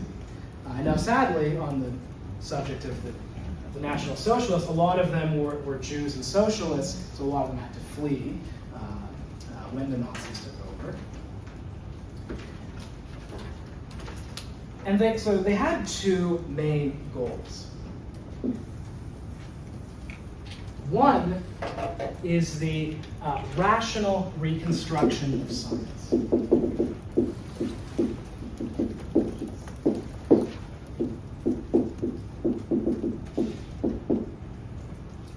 So by reconstruction, I don't mean rebuilding science. I mean looking at science and how science works and figuring out how you can logically show that people should believe it. You just have the observations, you apply logic to the observations, and you show that the scientific theories just follow as a matter of logic. So this will be relevant next week. The way that deductive logic is supposed to work, it's supposed to work such that if the premises are true, that you feed into the logic, the conclusion has to be true. So, famous example from all the logic textbooks. Sorry. Start with this. Does anyone know what I'm about to write? Yes. All men are mortal. Now we'd say people. Socrates is a man. Socrates is dead. He is dead, this is true. Conclusion, Socrates, which we already knew, Socrates is mortal. So crucially, if the premises are true, the conclusion has to be true. Right? So if someone says, I believe 1 and 2, but I don't believe the conclusion, they are contradicting themselves. Right? So what the positivists wanted to do, the Vienna Circle are the first positivists, they wanted to set it up such that you could put the evidence, the observations into premises like this and show that scientific theories logically followed from the evidence. I'll spoil the ending. That was a profound failure. It was a noble idea. I wish it had worked. It does not work. So, spoiler alert. The second thing they wanted to do, which I've already mentioned, is the liquidation of metaphysics. Metaphysics meaning speculation about what's really real. Right? So all the stuff that Hegel and people like that were interested in. The way that they did that, well, in a way, the way they did both, was something called the verifiability theory of meaning, also called the verifiability criterion of meaning.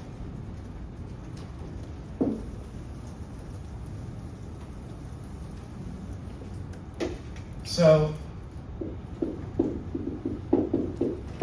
what does verifiability roughly mean? Or what does verify mean? Testable. Testable, yeah, it will mean that for them, but it means to prove right. So if I- It can be confirmed to be yeah, true. exactly, can be confirmed to be true. So if you want a one-sentence summary of the verifiability theory or criterion of meaning, it's the meaning of a sentence is the method of its verification.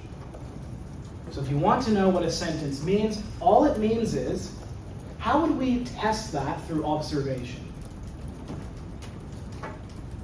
So the statement, there is a red cup on my desk, all that means is, when I look here, there will be a red shape like this that I see. It means nothing beyond that.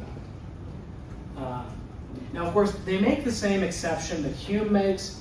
There are things that are true by definition. Those you don't know through observation, but those are typically pretty uninteresting, like 2 + 2 = 4.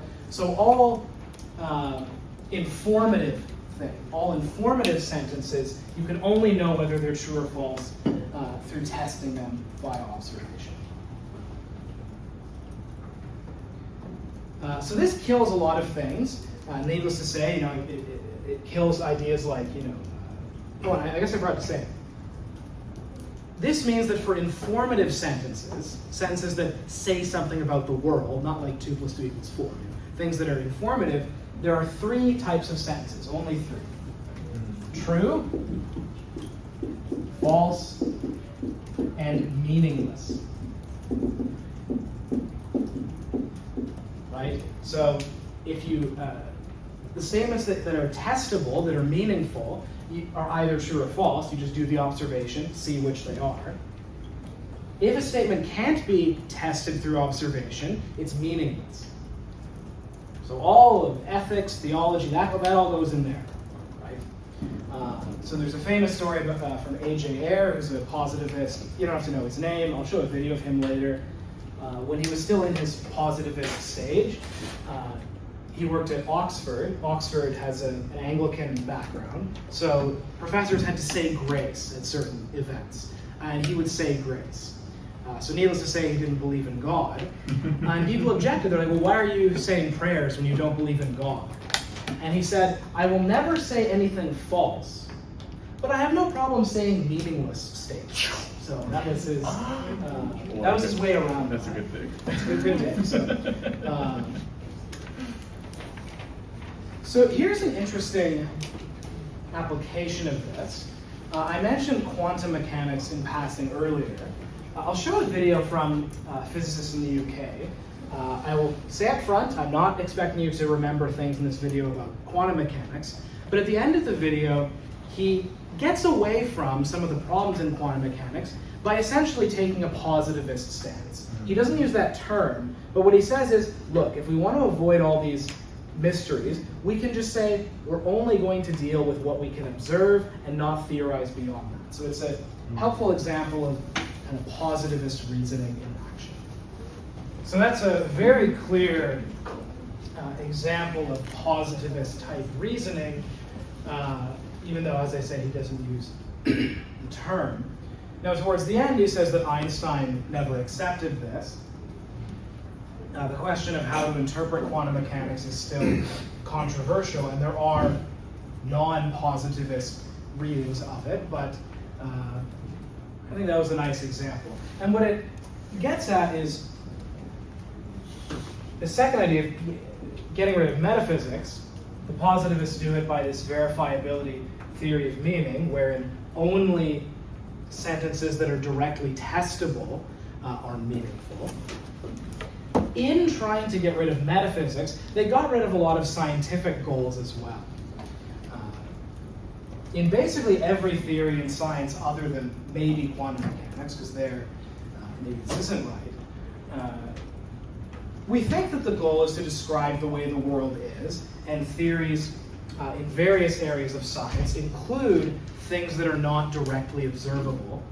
Think, for example, of fusion inside the sun, right? There are theories in physics that describe how fusion happens inside the sun. We can't directly observe that. It would be a very bad research grant to say, I want to go directly observe fusion in the sun. But generally, we assume that we're right to theorize about what's going on there.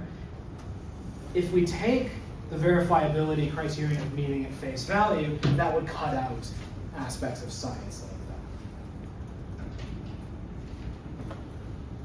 that. So it's just things that are observable, not things that can be inferred. Exactly. So in the strict positivist account, you should not go beyond what you can directly observe. So there's a way of being a more mild empiricist where you say, we only accept things if there's evidence for them, but that can include indirect types of evidence. So you can think of the positivists as, very strict empiricists. Right? Took David Hume and turned it up to 11. So I talked earlier about the Hume's fork, right? The relations of ideas and matters of fact. In the positivist lingo, they speak of ideas as being either analytic or synthetic. So this is essentially the same distinction, and actually someone pointed out there's another distinction that's basically the same. There is a way I can complicate this, but I won't. We'll treat these as the same. A priori and a posteriori. So a priori, prior to experience, so you know this is true just by definition. Like 2 + 2 = 4, all bachelors are unmarried. In the positivist lingo, synthetic statements, or a posteriori, are the ones that you need to do observations in order to confirm. And all informative sentences are of the latter kind. That is, every sentence that tells you something about the world. Okay.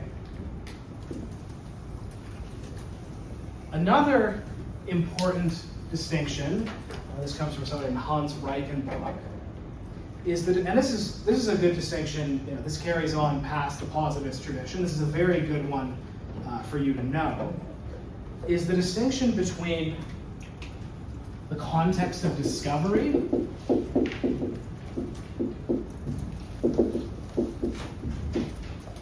and the context of justification.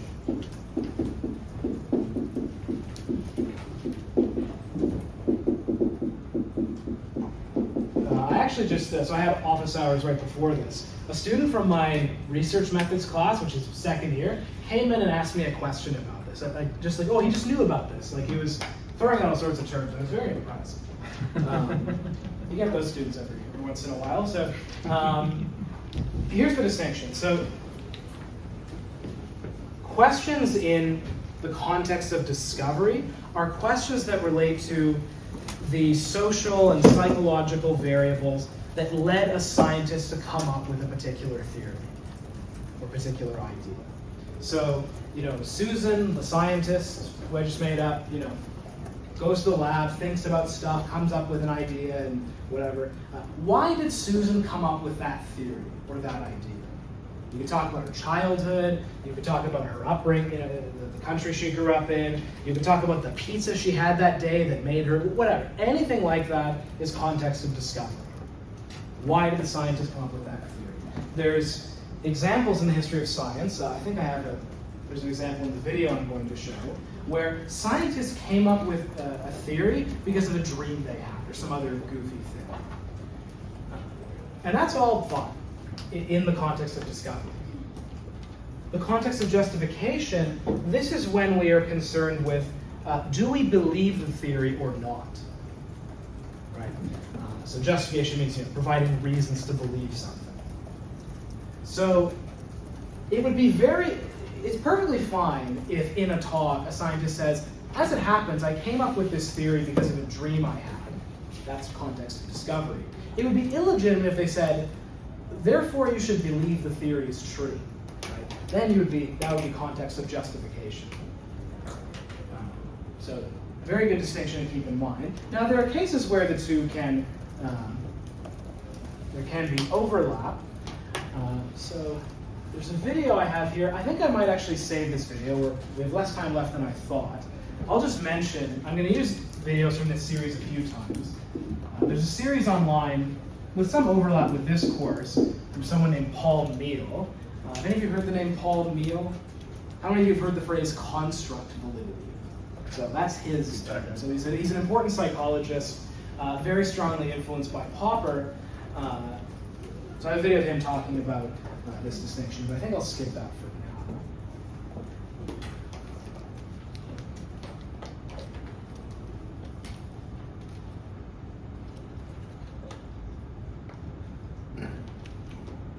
So I mean, just as an example of a case where they might overlap, so something like a researcher's bias or even maybe tendency to make stuff up, at first glance that's context of discovery. But if I know that a certain researcher is biased or has a habit of making stuff up, I might then say, I'm not sure I believe the paper that came out of this lab, right? So then, that's one way in which they might overlap. And of course, sometimes the reason a person came to discover a particular theory or think of a particular theory is because they know math and did studies and came to it through that way. So there are cases in which they overlap, but the distinction is a good one to keep in mind. Any questions about this distinction?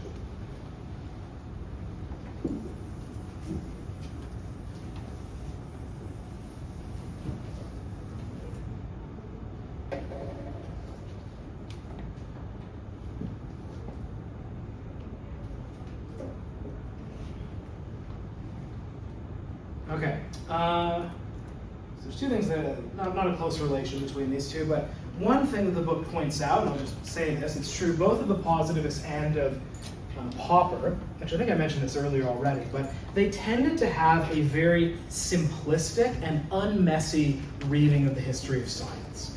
They tended to idealize examples. Kuhn is someone who gets more into the messy nitty-gritty. The next technical term I want to give you all is closely related to positivism. It's operationism or operationalism. This is essentially just positivism, but applied to measurement. So operationism is the idea that scientific terms are defined in terms of the operations used to measure them. Scientific terms are defined in terms of the operations used to measure them. This is actually where we get the phrase in psychology, operational definition. So this was originally put forward by a physicist, Percy Bridgman. The social scientists loved this idea. It never caught on as much in physics, ironically enough, because there are various terms in physics that are very difficult to define strictly in terms of the operations used to measure them. So one example from physics, and in a way now I'm transitioning into some of the problems with positivism. I forget if I said this, but there's a famous quote about positivism that it is dead, or at least as dead as any idea can be in philosophy. Basically no one. Some people will try to call themselves neo-positivists or whatever, but usually it involves giving up on quite a bit of what they had in mind. And actually this includes people in the positivist tradition. I'll show a video of that later.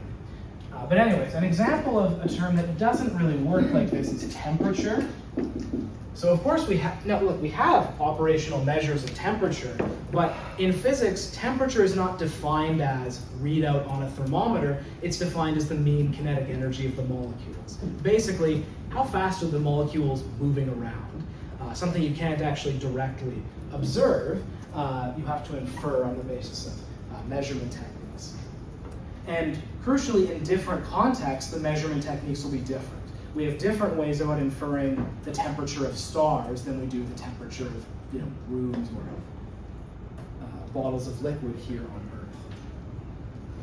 But the definition of temperature is still the same, the mean kinetic energy of the molecules.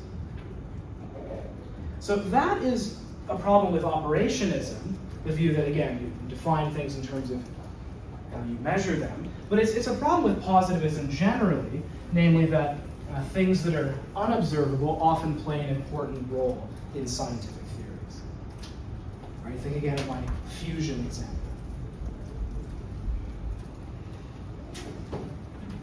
So that's one problem, the usefulness of unobservable stuff in science. Another problem for positivism is the problem of self-refutation, which is a pretty big problem. So think of the core mantra of the positivists, that basically you should only believe, when it comes to informative sentences, you should only believe ones that can be directly tested, or tested through observation. So think of that sentence. You should only believe informative sentences if they are testable through observation. Can that statement be tested through observation? This is the kind of questions philosophers like to annoy people with. And it seems clear that no, this is an epistemological or philosophical position, one that you have to argue for on rational grounds. So that's a pretty big problem. Another one that I'll just call, I think it's called this in the key terms, the centurion problem. And I will say, a lot of the biggest problems with positivism came from the positivists themselves. These were intensely self-critical people. And in the end, they recanted a lot of their positions, which I think is really admirable. So, one example of a problem that was pointed out and they tried to find ways around this goes as follows. So remember that thing I said earlier, that for the positivists, the meaning of a sentence is the method of its verification. So all that a sentence means, unless it's one that's true by definition, all it means is what observations could be used to verify. So here's the example. Think of the sentence in year X, I forget what year, but in year X, Caesar crossed the Rubicon. This is an event that happened in history. So I believe that sentence. I'll just say that Caesar at some point crossed the Rubicon. How would I go about verifying that if I really wanted to prove it to my satisfaction? Well, probably what I have to do is dig around in the Vatican Library and find the kind of oldest manuscript of the relevant historical document. So the way in which I verify the sentence Caesar crossed the Rubicon is looking at a wrinkly piece of parchment. Now think of the centurion sitting beside Caesar as he crosses the Rubicon. How does he verify the sentence Caesar crossed the Rubicon? Well, he looks over and watches it happen. Right? So that's the observational method that he used. Well, if you believe that the meaning of a sentence is the method of its verification, me and the centurion believe completely different sentences. And that seems absurd. Right? We both believe Caesar crossed the Rubicon, even though the method of verification is very different in the two cases. This may seem like a very picky, annoying thing to do, but philosophers specialize in picky, annoying objections.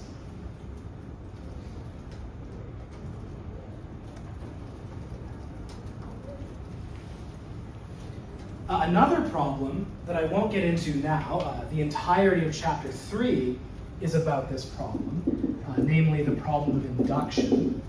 So you will read about this problem for the quiz, the very short quiz next week. Induction is where you have a finite set of observations and you try to generalize from them. So you observe objects falling at a certain rate, and you infer all objects fall at that rate. And remember that the positivists wanted to be able to logically prove scientific theories from the evidence. And the short version of the problem of induction that you'll see in the next chapter is there is no logically valid way of doing induction. There's no logically valid way of going from a finite set of data to a general statement like, all objects fall at this rate. The positivists tried to create an inductive logic, and to repeat a phrase I used earlier, that was a profound failure. And the failure is detailed in chapter 3.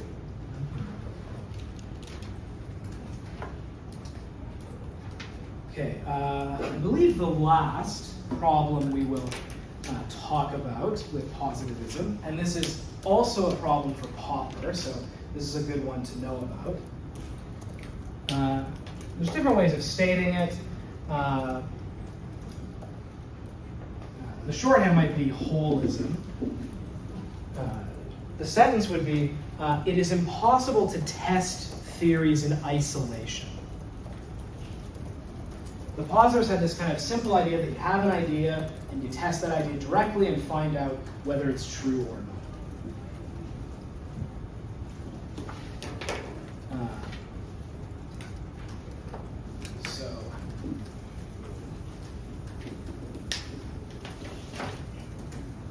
Here's the way it works, or the way they thought it works. You have a hypothesis, we'll call that H, and you say, if H, then O. O meaning observation. So if my hypothesis is right, I should observe this. And then you either get O or you get not O, and you want to infer from that that the hypothesis is right, or more likely to be right, or something. So the problem is with number 1, if H, then O. This is never right. It's never the case that H alone entails that you should observe X. It's always, so let's call H1 the thing you actually care about. It's if H1 and H2 and H3, etc., then O. The hypothesis alone doesn't entail that you should observe X. So let me use a concrete example. Well, actually, there is a simpler name for it. So I call this holism, like the idea that you can't test a hypothesis in isolation. You have to test it in conjunction with other ideas. Another term for this is the Duhem-Quine thesis. So Duhem's a physicist, Quine is a philosopher, a very important one, and they both in different ways argued for this. And everyone accepts it. It's just logically true.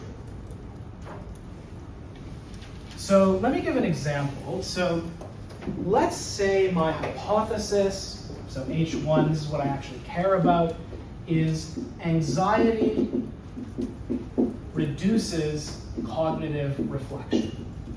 So cognitive reflection is one's tendency to reflect on your intuition. So you have an intuition, and you're more likely to correct it. How many of you know like the bat and ball question? So like, okay, here's a classic question from the cognitive reflection test. So a ball and a bat, if you add them together, they cost $1.10. The bat is $1 more than the ball. How much is the ball? So 10 cents is what pops into your head, that's the intuition. But when you stop and think about it, you're like, wait, if it's $1 more, then the bat is $1.10. And if you add that, then it's $1.20. Shit. Do the math, and it's actually 5 cents. So you give people items like that, it's supposed to be a measure of cognitive reflection. So here's my hypothesis, anxiety leads to less cognitive reflection. But now I have to test this somehow. So what I do is I get 2 groups, classic psych experiment, and I have to induce anxiety in one group and not the other. So I don't know, I do with this class. I randomly assign you to 2 groups, and after test 1, I tell one group that you have failed. And then the other group, I tell you got an A. So that's my anxiety induction. And then I give you a cognitive reflection test, or CRT, as it's called in the literature. And then, voila, the CRT score, so it's out of 3, because a lot of them have 3 items. The average is 2.5 in this group, and 1.2 in this group. Yay, my hypothesis is confirmed. So, this is my hypothesis. and this is the observation I want. I want more or higher, or sorry, the other way around. Like I said, I have my gold-plated excuse today that I'm still a little bit sick. So now I'm happy. I saw somebody looking strange when I go. So now I'm happy, my hypothesis is confirmed. So here's the key thing though. This alone does not entail that this is what I should observe. It only does in conjunction with a number of other things. For example, I have to assume that this manipulation actually induces anxiety. Maybe it makes some of you more relaxed. You're like, you know what? This confirms that I should give up on school. I feel great. You know, it's okay. Give up that dream. Or maybe it makes you angry. Not anxious. You're like, that Professor Simpson, he's a real sugar. You don't feel anxious, you feel angry. And actually, that's very plausible.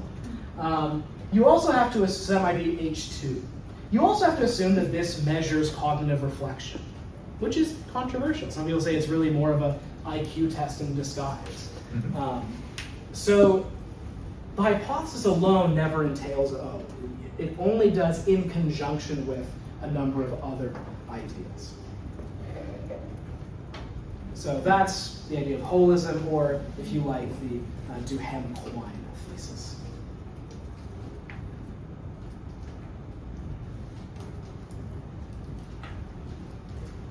Okay, there's then a discussion of the theoretician's dilemma. I think I'm going to save that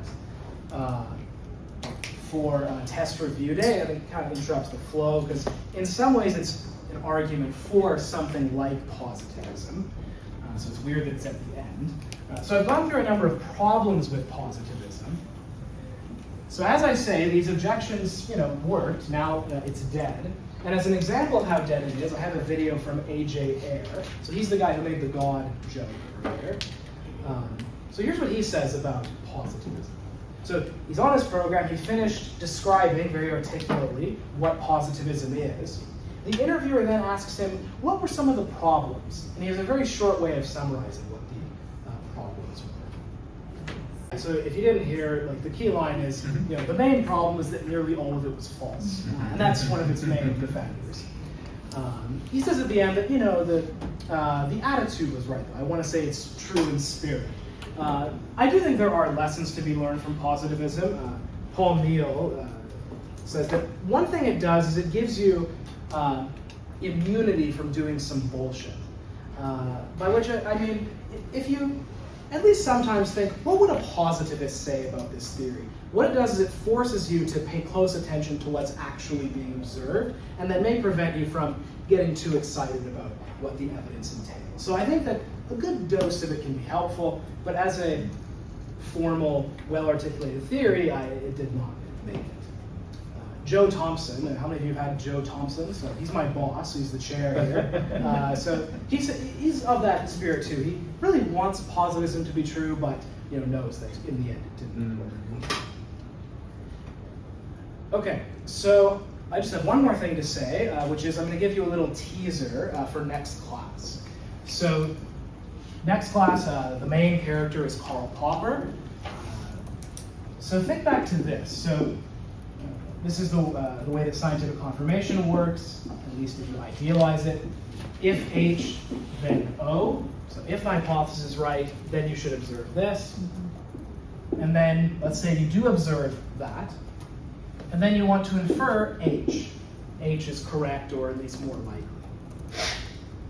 So think back to the all men are mortal example. So what we want to be the case is, if these two are right, this has to be right, just as a matter of logic. And we would call that a deductively valid inference. As it turns out, and I'll say more about this next class, this is not logically valid. It's possible for the premises to be true and for this to be false. So the conclusion, I should say C here, the conclusion does not follow from the two premises. By contrast, this is logically valid. If H, then O, not O, so you do the test, you don't see what the theory or hypothesis predicts. Conclusion, not H, that is logically valid. This is called modus tollens. So And that is essentially the foundation of Popper's epistemology. So next class, that's what we'll talk about. So reminder, there's a quiz at the beginning of next class. You ready for that? See you all then. Thank you. Thank you. Oh, no worries, I get paid. No.